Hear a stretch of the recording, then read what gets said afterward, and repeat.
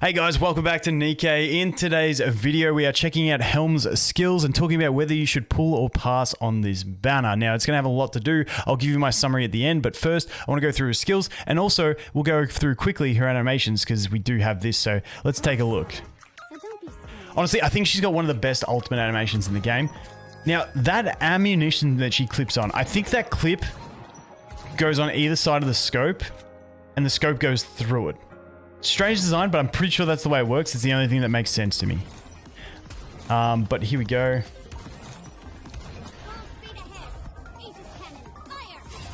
The Aegis Cannon's sick.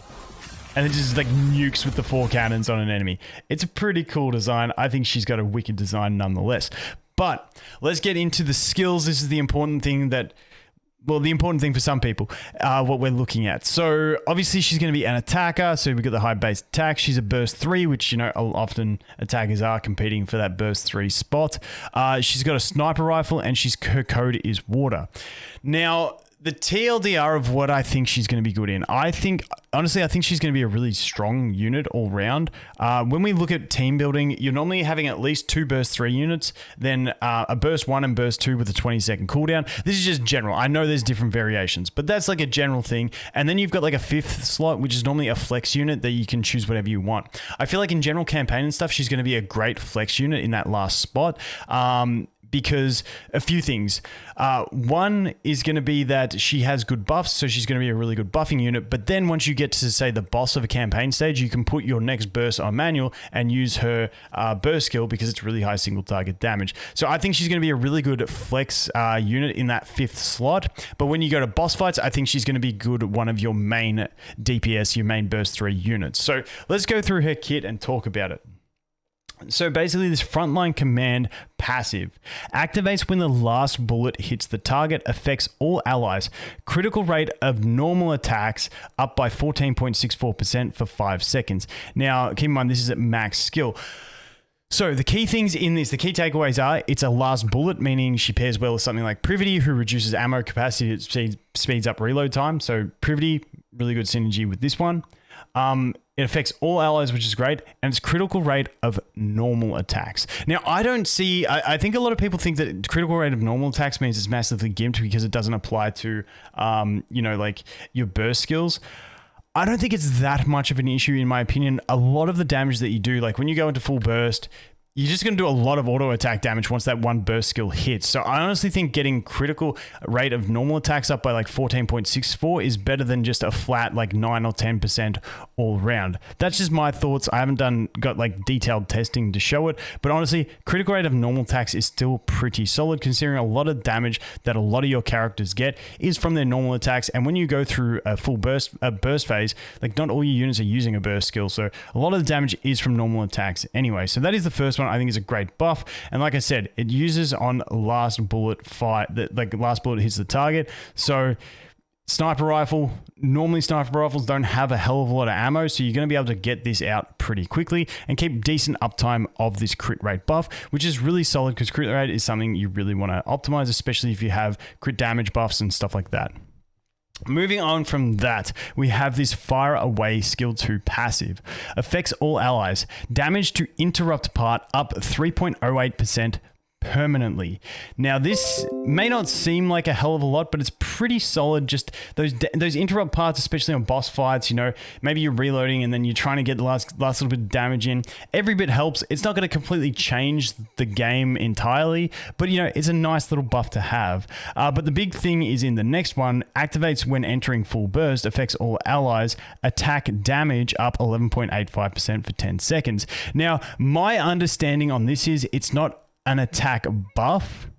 I believe it's attack damage. So the way I read this is going to be it's your total damage. So when you get an attack buff, it's increasing your attack, which doesn't increase your total damage by the amount that it's increasing your attack by, if that makes sense. But the way I understand when it's written as attack damage, I believe that if your hit would have done 1,000 damage, now it's doing, you know, 1,100 and 118.5 if I did the math right. If you get what I mean, it's just like that's the final damage number and then that gets added on top. I could be wrong, but that is the way I understand it. We'll have to do some more testing, but attack damage to me is always in games is normally better than just raw attack. So you can't compare this to attack buffs if that's the way it works, because it is going to give you more value, and it is on a 10-second duration, which is actually quite nice considering most teams are going to get, especially if you're running Lita or Volume, you're going to get round to your burst phases probably once every 16, 17 seconds or so.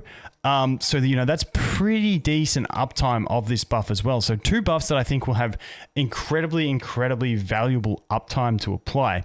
Then we go into her burst skill. And like I said, those first 2 skills just make her a great support in any team. Like, you're increasing attack damage and critical rate, which is just purely increasing damage. So even in campaign, I think that's great. Then we have her burst skill. It's on a 40-second cooldown, like most burst 3 units, if I could speak. Affects the enemy with the highest attack.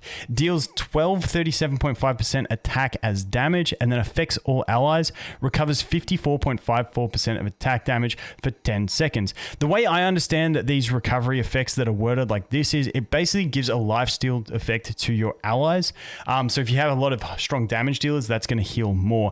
We don't have a lot of like in-depth details from the game about how all these effects work, so that's my understanding, because you'll see when you apply these type of effects, as your allies deal damage, they're getting a heal, and you can see that. So honestly, really solid, especially for damage dealers, for getting more healing and stuff in like that when you're maximizing for damage. So that's where I said in that flex slot, she could be really valuable, because in campaign, maybe you've got 2 AoE damage dealers that you put as your first and second one that happen on auto, but then once you get to that boss fight of the campaign stage, you just put it on manual, use her ability, and you can do your massive damage to that enemy boss. But also, it's also in there as a flex, because if you want to maybe I don't know, if you maybe want to just get a heal earlier on, maybe on your second burst phase, you're not up to the boss yet. It's like, it's maybe a bit of a waste to use this skill because you're not going to get the damage. However, you really need your team to heal up. You can always manual and use her for that. So honestly, really all round solid kit. I do like it. Should you pull on her is the question. This is a completely personal preference thing. You are going to be able to, the one thing I want to note is you can use diamonds on this banner, and based off the patch notes, the mileage that you summon on her banner carries over to the next banner. So for a lot of players, like, yes, some people may want to save heavily for like wait in the future until a banner and then they can get the unit straight to 3-star. But for early game, especially like free to play players, I don't think it's a bad idea that if you have gems to summon on this banner. I'm curious to see if the wishlist is implemented in the remaining percentage of pulls that happen. So we'll have to find out a bit more, but I think the way these banners are going to operate means you don't get penalized as much for summoning on these banners. You don't have to save as much because the mileage can keep ticking, and then eventually you can just exchange for the character you really want. And until then, if you need to summon because you want to summon anyway, get more characters, get more dupes, upgrade your team to keep progressing, you can do that while still building up mileage to a future character. So honestly, I think it's not bad. As for whales and stuff like that, where do I think she would fit into a tier list? Honestly, I think she'd be in the like A or S tier. I think she's a really solid unit all round based on this stuff. High single target damage for bosses, great buffs for her allies with really high uptime. Now, she doesn't have the greatest like just raw numbers on her buffs, but like I said, that attack damage is attack damage, not attack, as my understanding goes, and she's got really high uptime on these. So I think the uptime is something that definitely needs to be considered when you're looking at these buffs. And all in all, like I said, I think she'd be a solid A to S tier. Great 5th slot for campaign and stuff like that, and just an amazing unit for boss battles. So up to you guys if you want to pull it. Me personally, I have no gems left because I did 101 summons trying to get myself a neon, so I have no gems left on my free-to-play account, which kind of sucks. But nonetheless, if you summon for her, she's not going to be a bad unit, and if you don't pull her, at least that mileage is going to carry over. But anyway, guys, I'll have more videos on her once she comes out and we can show you guys more. But anyway, thanks for watching. Hope you have an awesome day, and I look forward to seeing the next one. Cheers.